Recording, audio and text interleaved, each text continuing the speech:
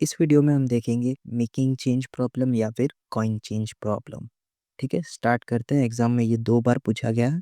पहले देखते हैं मेकिंग चेंज प्रॉब्लम। ओके, इसमें जो है पहले हम एक एग्जांपल से समझते हैं। आपको जो है अपने दोस्त को 88.85 रुपीज़ पे करने हैं और उसमें आपको जितना कम हो सके उतने कम कॉइन्स उसे देने हैं, कम से कम कॉइन। ठीक है, 88.85 रुपीज़ है तो हम पहले 50 का कॉइन देंगे।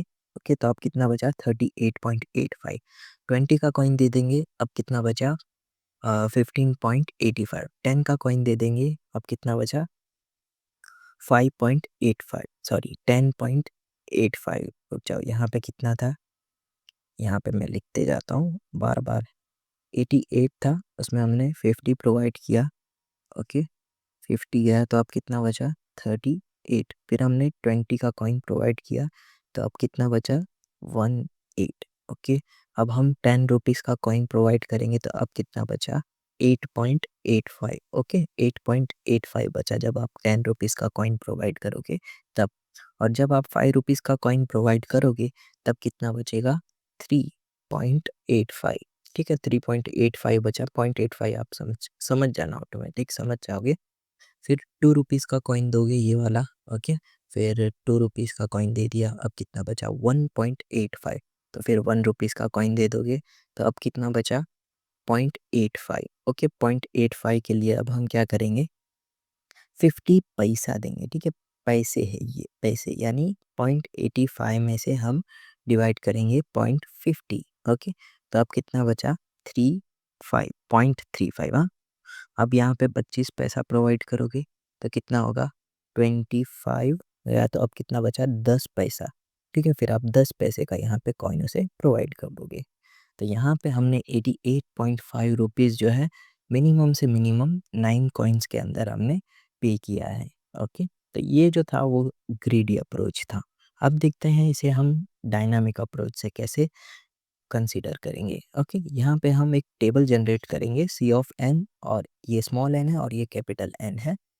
ठीक है, जहाँ पर भी डायनामिक प्रोग्रामिंग दिखे ना तो वहाँ पे टेबल जनरेट करना ही होगा। ओके, ये बात याद रखना है।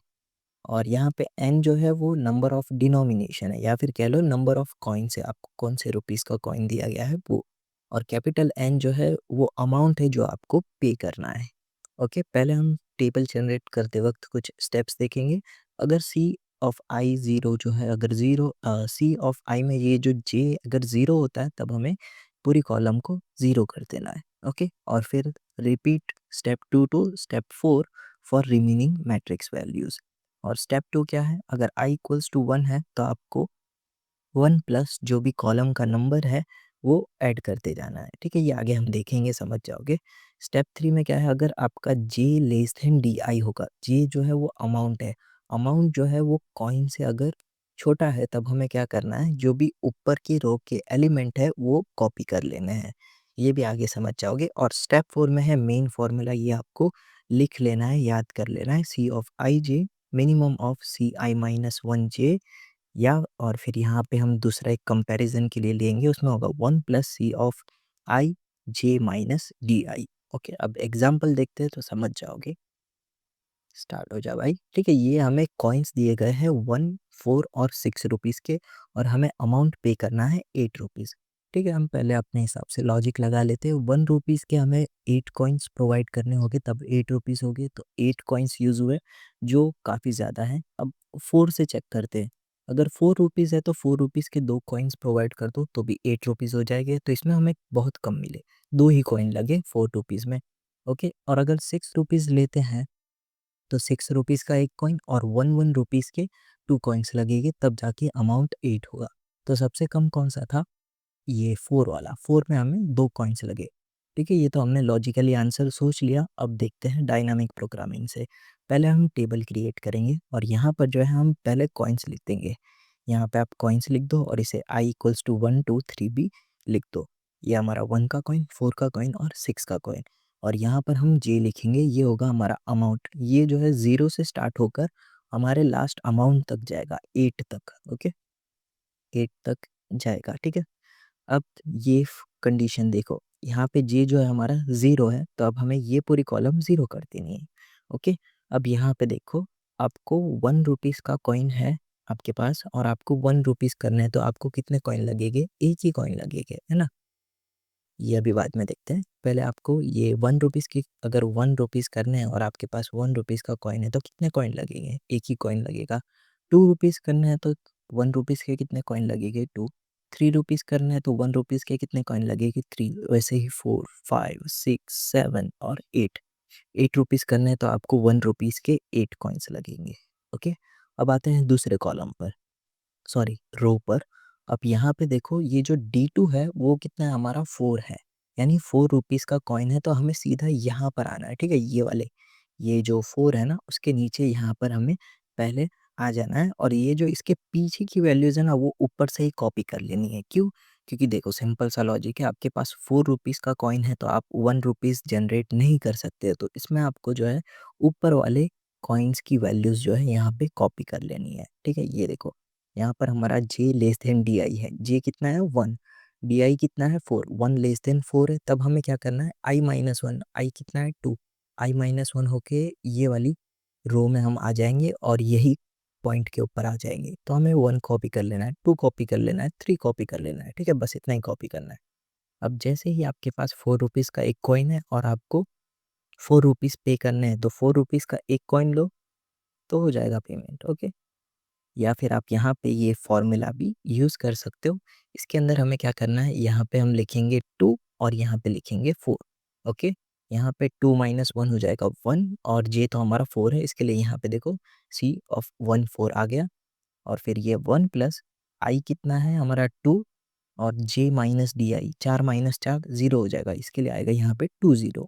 ओके, अब ये पोजीशन पर हमें वैल्यूज़ चेक करनी है। 1 4 पे क्या है? 1 4 पे जो है हमारा 4 है, तो यहाँ पे हम 4 लिखेंगे और यहाँ पे 1 प्लस है और 2 0, 2 0 पे जो है 0 वैल्यू है, तो 0 लिख दिया है यहाँ पर। ओके, अब यहाँ पे कंपेयर करेंगे, मिनिमम कौन सा है? 4 या 1? तो 1 मिनिमम है, तो 1 लिखते हैं यहाँ पे। ओके, या फिर सिंपल सा लॉजिक लगाओ, 4 रुपीज़ का कॉइन है, 4 रुपीज़ आपको पे करने हैं, तो एक ही कॉइन में जो है 4 रुपीज़ पे हो जाएंगे, ठीक है? अब 5 रुपीज़ करने हैं, तो 4 रुपीज़ का एक कॉइन प्लस 1 रुपीज़ का एक कॉइन। ओके, तो ये हो जाएगा। फिर आपको 6 रुपीज़ पे करने हैं, 4 रुपीज़ का एक कॉइन और 1 रुपीज़ के 2 कॉइन्स, टोटल 3 कॉइन्स हो जाएंगे यहाँ पर। ओके, यहाँ पे 3 कॉइन्स हो जाएगी। अब आपको 7 रुपीज़ पे करना है, 4 रुपीज़ का एक कॉइन और 1 रुपीज़ के 3 कॉइन्स, टोटल 4 कॉइन्स। ओके, अब 8 पे आते हैं। 8 के लिए हम क्या करेंगे? 4 रुपीज़ के 2 कॉइन्स दे देंगे, वो बहुत कम हो जाएगी, इसके लिए हम 4 रुपीज़ के 2 कॉइन्स देंगे। ओके, अब यहाँ पे अब क्या है, हमारे पास D3 जो है 6 है, तो अब हमें ये जो 6 है ना, इसके पीछे की पूरी कॉलम ऊपर से कॉपी कर लेनी है। ओके, ये देखो, ये 1 कॉपी हो जाएगा, 2 कॉपी हो जाएगा, 3 कॉपी हो जाएगा, 1 कॉपी, 2 कॉपी। अब यहाँ पे रुक जाओ, 6 रुपीज़ का कॉइन है, 6 रुपीज़ पे करना है, तो एक ही कॉइन के अंदर हमारा पेमेंट हो जाएगा।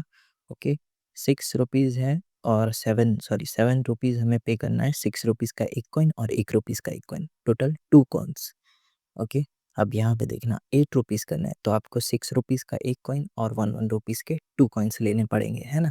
तो टोटल हो गए 3 कॉइन्स और सेम चीज़ हम जो है 4 रुपीज़ के 2 कॉइन्स में भी पे कर सकते हैं। तो सबसे कम कौन-सा होगा? 4 रुपीज़ वाला, तो हम यहाँ पे 2 लेंगे, ना कि 3।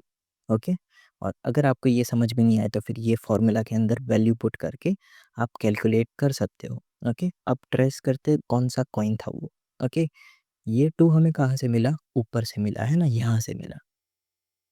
ये सब मत देखो, ठीक है? ये 2 हमें कहाँ से मिला? ऊपर से मिला और ये 2 हमने कैसे कैलकुलेट किया? 4 रुपीज़ के 2 कॉइन्स लेकर, तो यहाँ पे एक कॉइन होगा हमारा 4 रुपीज़ का, ठीक है? एक कॉइन होगा 4 रुपीज़ का। अब दूसरा कॉइन कौन-सा होगा? उसके लिए हमें 4 कदम पीछे जाना पड़ेगा। 1, 2, 3, 4, यहाँ पे आएगा देखो।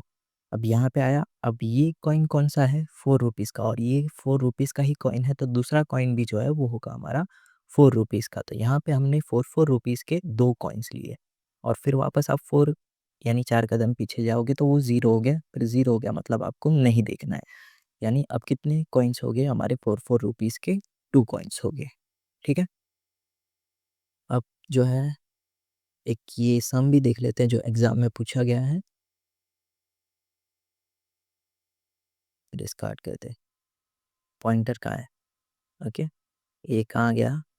ओके, ये वाला, ये जो अभी हमने देखा ना, यही समर 23 में पूछा गया था, सेम है। अब देखते हैं ये वाला। ओके, ये देखो, ये मुझे नहीं पता था कि वो पीपीटी के अंदर है, फिर भी मैंने गिन लिया, फिर उसके बाद देखा पीपीटी के अंदर था। तो यहाँ पे एक कॉइन जो है 4 रुपीज़ का होगा और दूसरा कॉइन भी 4 रुपीज़ का होगा। ओके, अब देखते हैं दूसरा। और हाँ, अगर आपको एग्ज़ाम में पूछते हैं तो ये ऐसे आपको कैलकुलेशन बताने पड़ेंगे, है ना? अगर 7 मार्क्स में पूछते हैं तो 4 4 इस तरह से कैलकुलेशन बता देना लास्ट 4 एलिमेंट्स की, ठीक है? अब आते हैं नेक्स्ट क्वेश्चन पे, जहाँ पर हमें कॉइन्स दिए हैं 2, 3 और 4 और पे करना है 5 रुपीज़। ओके, अब पहले यहाँ पे कॉलम क्रिएट करते हैं, टेबल क्रिएट करते हैं। यहाँ पे हम लिख देंगे कॉइन्स और यहाँ पे अमाउंट 0 से लेके 5 तक, क्योंकि 5 पे करना है इसके लिए। ओके, 0 में तो हम 0 कर देंगे। और जैसे ही हम 2 रुपीज़ से 1 रुपीज़ पे करने जाएंगे तो दैट इज़ नॉट पॉसिबल, तो उसके लिए हम उसे कर देंगे इन्फिनिटी। सेम 3 रुपीज़ के लिए भी वो इन्फिनिटी रहेगा और 4 रुपीज़ के लिए भी इन्फिनिटी रहेगा। ओके, 2 रुपीज़ है, 2 रुपीज़ पे करने हैं तो एक ही कॉइन में काम हो जाएगा, तो इसके लिए यहाँ पे 1 है। 2 रुपीज़ से 3 रुपीज़ पे कर सकते हो? नहीं, तो यहाँ पे हम इन्फिनिटी कर देंगे। 2 रुपीज़ से 4 रुपीज़ के 2 कॉइन देकर हम पे कर सकते, तो यहाँ पे 2 कॉइन्स आ जाएंगे। 5 रुपीज़ आप पे नहीं कर सकते, उसके लिए इन्फिनिटी रहेगा। ओके, नेक्स्ट कॉलम पे आ जाते हैं। क्या आप 3 रुपीज़ से 2 रुपीज़ पे कर सकते हो? नहीं, तो यहाँ पे आएगा इन्फिनिटी। और फिर आपको जो है ऊपर वाले एलिमेंट से चेक करना है, ये लेस देन है या इन्फिनिटी। 1 लेस देन है ना, तो 1 को हम यहाँ पे ऊपर से कॉपी कर लेंगे। ओके, ये वही, यानी ये फॉर्मूला के अंदर आप वैल्यू पुट करोगे तो यहाँ पे आएगा 1 और यहाँ पे आएगा इन्फिनिटी, तो 1 लिख देना है। ओके, अब 3 रुपीज़ है, 3 रुपीज़ पे करने हैं। 3 रुपीज़ के कॉइन से एक ही कॉइन में हम पे कर सकते हैं, इसके लिए एक ही कॉइन लगेगा यहाँ पर। ठीक है, 3 रुपीज़ से आप 4 रुपीज़ नहीं पे कर सकते हो, इनफाइनाइट हो जाएगा। फिर आपको ऊपर वाले एलिमेंट से चेक करना है, 2 और इन्फिनिटी कौन सा छोटा है? 2, तो 2 यहाँ पे लिख दो। ओके, अब 5 रुपीज़ पे करना है। 5 रुपीज़ पे करना है ना आपको, एक काम करो, 3 रुपीज़ का एक कॉइन ले लो और 2 रुपीज़ का एक कॉइन ले लो, तो इससे जो है 5 हो जाएगा। तो यहाँ पे हमने 2 कॉइन्स लिए, तो यहाँ पे हम 2 कॉइन्स लिख देंगे। ओके, 4 पे आते हैं, तो 4 जो है सीधा यहाँ पर हमारा 1 होगा, बाकी सब हमें कॉपी कर लेना ऊपर से। 4 यहाँ पे आके 1 हो जाएगा। 4, क्योंकि 4 यहाँ पे आपके पास 4 रुपीज़ का कॉइन है और 4 अमाउंट पे करने जाओगे तब आपको एक ही कॉइन लगेगा। ठीक है, 4 रुपीज़ से आप 5 रुपीज़ पे नहीं कर सकते हो, तो मिनिमम चेक करना है 2 या इन्फिनिटी, कौन सा मिनिमम है? 2, तो यहाँ पर यूज़ होगा 2। ओके, अब ट्रेस करते हैं इसे। 2 कहाँ से मिला हमें? ऊपर से, है ना? ऊपर से मिला था। ओके, तो एक कॉइन होगा हमारा 3 रुपीज़ का। ओके, और अब हमें 3 कदम पीछे जाना है। 1, 2, 3, ठीक है? ये रहा। और ये 1 हमें कहाँ से मिला? 3 और 2, ठीक है? ये हमने जो है वो मिनिमम एलिमेंट से फाइंड किया था, जो था ऊपर वाला एलिमेंट। ओके, और वो रहेगा हमारा 1। और ये 1 हमें कहाँ से मिला? 2 से मिला, तो अब दूसरा कॉइन होगा हमारा 2 रुपीज़ का, ठीक है? तो 2 + 3 5 हो गया, और इस तरह से आपको ये सम कैलकुलेट करना था। ओके, और ये वीडियो में हमारा इतना पार्ट कंप्लीट होता है। नेक्स्ट वीडियो में हम देखेंगे फ्रैक्शनल्स, और कौन सा है ये? सॉरी, ये 01 नैपसैक है, 01 नैपसैक देखेंगे।